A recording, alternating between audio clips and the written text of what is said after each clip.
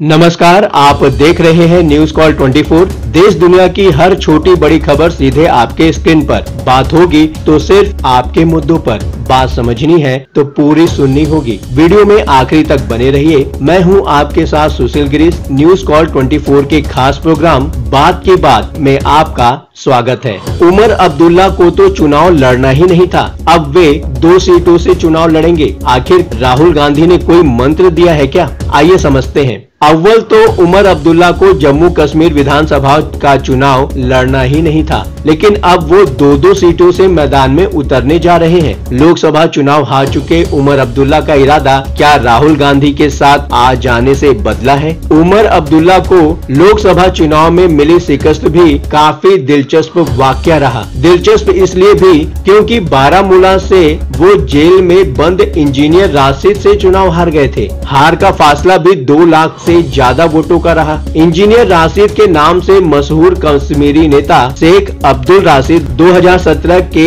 एक Jammu Kashmir terror funding case में jail में बंद है। सांसद बन चुके इंजीनियर राशिद की जमानत अर्जी पर अगली सुनवाई 11 सितंबर को होनी है। क्या लोकसभा चुनाव की हार की भी उमर अब्दुल्ला के इरादा बदलने में भूमिका हो सकती है? क्योंकि धारा 370 हटाए जाने के बाद से ही वो लगातार कहते आ रहे हैं कि जब तक जम्मू कश्मीर को पूर्ण राज्य का दर्जा और पुरानी स्थिति बहाल नहीं की जाती, वो विधानसभा का चुनाव नहीं लड़ेंगे। लेकिन अब देखिए, इतने बदल गए कि बड़गाम और गांदरबल 2 विधानसभा सीटों से नामांकन दाखिल कर चुके हैं। बड़गाम विधानसभा क्षेत्र बारामूला में ही पड़ता है और लोकसभा चुनाव के दौरान वहां वो अपने प्रतिद्वंदी से आगे पाए गए थे। उमर अब्दुल्ला की party national Congress India block के बैनर तले लड़ रही है, जिसमें कांग्रेस के अलावा सीपीएम और पैंथर्स पार्टी के साथ गठबंधन हुआ है। 90 सीटों वाली जम्मू कश्मीर विधानसभा में नेशनल 51 सीटों पर और कांग्रेस 32 सीटों पर चुनाव लड़ रही है, जबकि 5 सीटों पर दोनों ने फ्रेंडली मैच खेलने का फैसला किया है। गठबंधन में एक सीट सीपीएम और पैंथर्स पार्टी को दी गई है। वैसे तो उमर अब्दुल्ला ने चुनाव लड़ने के फैसले के बारे में अपनी तरफ से वजह खुद भी बताई है, लेकिन वो पर्याप्त नहीं लगता। ऐसे में समझने की जरूरत है कि सिर्फ कांग्रेस के साथ गठबंधन या राहुल गांधी का कोई खास मशवरा उमर अब्दुल्ला के फैसले में मददगार बना है। विधानसभा चुनाव को लेकर उमर अब्दुल्ला का इरादा आखिरकार बदला कैसे? गांदरबल से नामांकन दाखिल करते वक्त उमर अब्दुल्ला काफी भावुक हो गए थे। अपनी टोपी हाथ में लेकर कश्मीरी में ही एक इमोशनल अपील में लोगों से कहा, आज मैं आपसे सिर्फ एक बात कहूँगा, मेरी पगड़ी, मेरी इज्जत और ये टोपी आपके हाथों में है। गांदरबल विधानसभा क्षेत्र अब्दुल्ला परिवार का गढ़ रहा है। नेशनल कॉन्फ्रेंस के संस्थापक शेख अब्दुल्ला और उनके बेटे फारूक अब्दुल्ला के अलावा उमर अब्दुल्ला भी वहां की नुमाइंदगी कर चुके हैं। हालांकि 2002 में अपने पहले ही चुनाव में उमर अब्दुल्ला को पीडीपी उम्मीदवार से हार का मुंह देखना पड़ा था, लेकिन 2008 के चुनाव में वो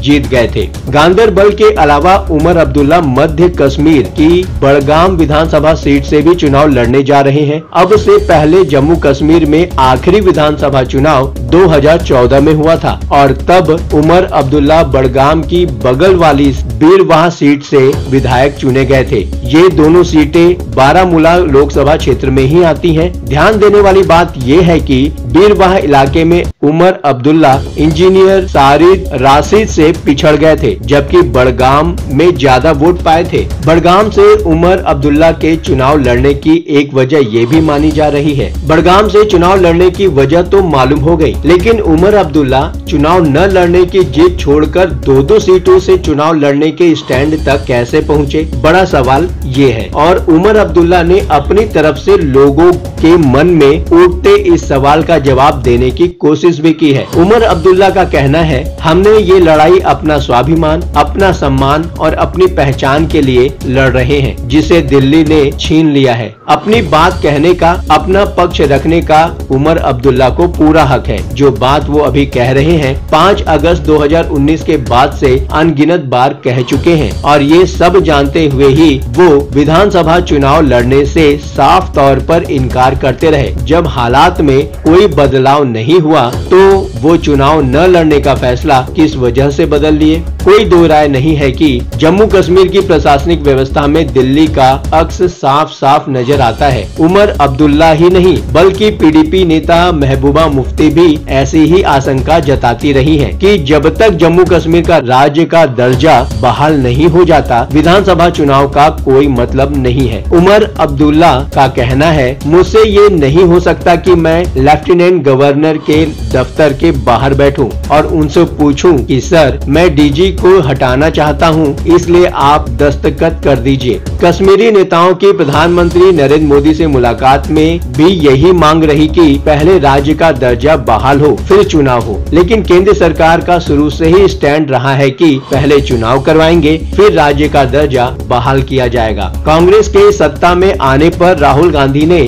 जम्मू कश्मीर को स्टेटहुड दिलाने का वादा किया है, लेकिन धारा 370 पर कांग्रेस नेता ने चुप्पी साध ली है। बीजेपी नेता और केंद्रीय गृह मंत्री अमित शाह तो अब भी अपनी बात पर कायम है कि जम्मू कश्मीर का राज्य का दर्जा सही समय आने पर बहाल किया जाएगा। सवाल ये है कि कोई भी नेता 2-2 सीटों से चुनाव क्यों लड़ता है। राहुल गांधी तो 2 बार ऐसा कर चुके हैं और प्रधानमंत्री नरेंद्र मोदी ने भी 2014 में ऐसा ही किया था। क्या उमर अब्दुल्ला को राहुल गांधी से प्रेरणा मिली? राहुल गांधी 2019 में भी लोकसभा चुनाव 2 सीटों से लड़े थे और इस बार भी दोनों में वायनाड लोकसभा सीट कॉमन थी। पिछली बार वो अमेठी से हार गए थे, लेकिन इस बार रायबरेली से भी जीत गए हैं और वायनाड छोड़ दिया है। उमर अब्दुल्ला का कहना है कि 2 सीटों से चुनाव लड़ने को कमजोरी की निशानी के तौर पर नहीं देखा जाना चाहिए। कहते हैं 2 सीटों से चुनाव लड़ना नेशनल कॉन्फ्रेंस की ताकत को दिखाता है। नेशनल कॉन्फ्रेंस के पक्ष में लहर चल रही है और जब वोट गिने जाएंगे तो हम कामयाब नजर आएंगे। राहुल गांधी ने उमर अब्दुल्ला को कौन से टिप्स दे दिए हैं? जम्मू कश्मीर में कांग्रेस ने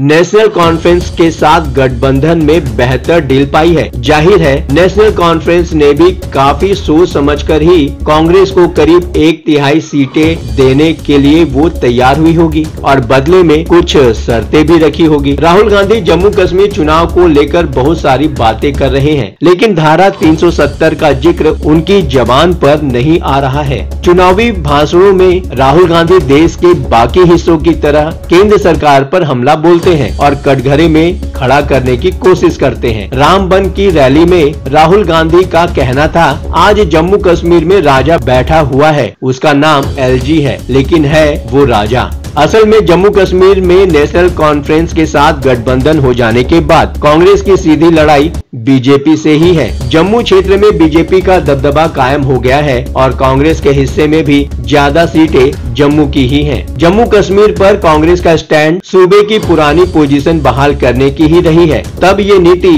कांग्रेस में रहते हुए गुलाम नबी आजाद ने तैयार की थी। उमर अब्दुल्ला की भी राजनीति लाइन यही रही है। यही वजह है कि राहुल गांधी के धारा 370 पर खामोश रहने के बावजूद बीजेपी नेशनल कॉन्फ्रेंस के साथ गठबंधन पर सवाल उठा रही है। क्या धारा 370 पर राहुल गांधी ने उमर अब्दुल्ला को कोई खास वादा किया है? क्या राहुल गांधी ने कांग्रेस के नेतृत्व में इंडिया ब्लॉक के सत्ता में आने पर उमर अब्दुल्ला से वैसा ही कोई प्रॉमिस किया है जैसा वो देश के लोगों से कास्ट सेंसस का वादा कर रहे हैं? क्या कारण है? अपने विचार कमेंट कर प्रतिक्रिया जरूर दें। अभी तक आपने न्यूज कॉल 24 को सब्सक्राइब नहीं किया है तो देर किस बात की, अभी चैनल को सब्सक्राइब करें। सभी सब्सक्राइबर से अनुरोध है कि वह नोटिफिकेशन में जाकर ऑल का ऑप्शन दबाना बिल्कुल ना भूलें। लगातार खबरों के लिए बने रहिए न्यूज कॉल 24 के साथ। आपसे फिर मुलाकात होगी किसी नए मुद्दे के साथ।